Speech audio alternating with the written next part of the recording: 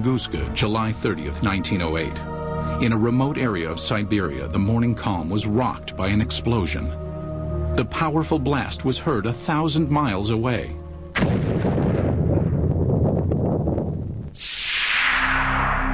There was an enormous firewall blast, something on the order of 15 megatons of equivalent energy, which is roughly 1,000 times that of the Hiroshima blast at the end of the Second World War. This was an extraordinary event.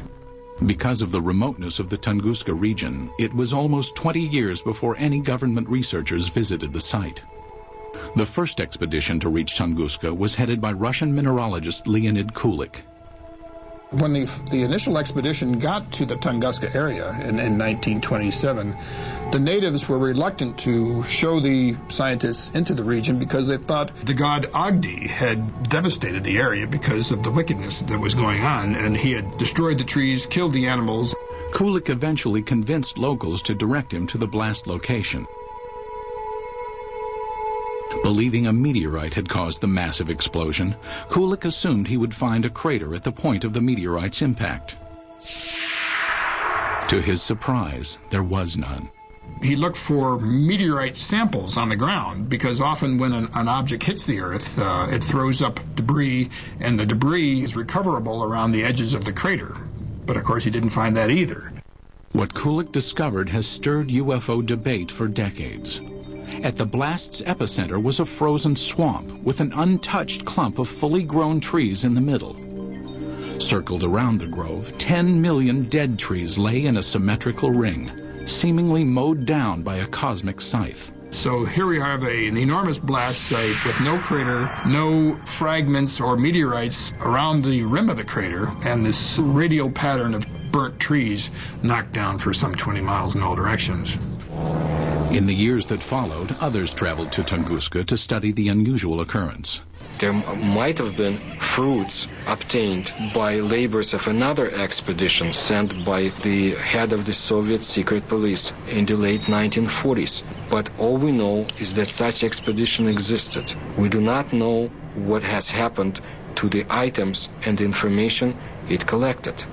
Further baffling ufologists were reports of radiation damage in the Tunguska blast region. There were also some reports of mutations taking place in plant life, and even some humans apparently suffered some gene damage.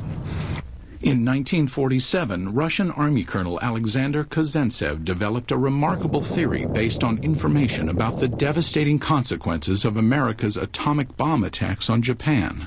He was listening to the report about the nuclear bombardment. The announcer gave a very long and very detailed description of how and in which direction trees, houses had fallen, and so on, how everything was hit. He realized that what had happened in Hiroshima, exactly the same happened at Tunguska, only nearly half a century ago.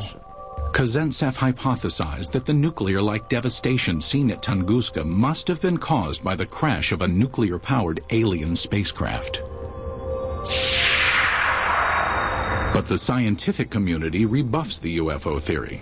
Scientists claim the Tunguska explosion was caused by a rare but explainable natural event.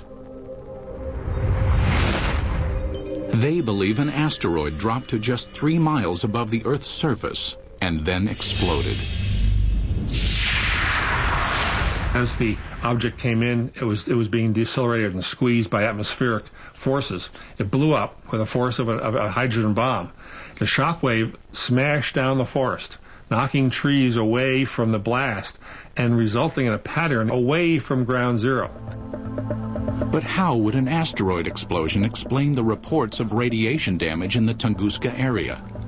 Scientists say it can be attributed to the sheer magnitude of the explosion. As we mentioned before, the blast itself was 1,000 times greater than the Hiroshima blast at the end of World War II. The blast would have generated a series of very high-speed charged particles and would have been the cause of some of the mutations in the gene structures of plants and animals. But to this day, scientific explanations do not satisfy many ufologists. I have been several times to the place where the Tunguska body fell. I intentionally call it body, not meteorite. I mean the catastrophe of an asteroid, of a comet, or of any other natural body cannot lead to such consequences. A number of expeditions found things that they couldn't explain. There are some people who were saying that the evidence suggested this was some kind of an alien spaceship. That was the kind of magical explanation you use when you don't have enough real science to understand the physics and the astronomy involved.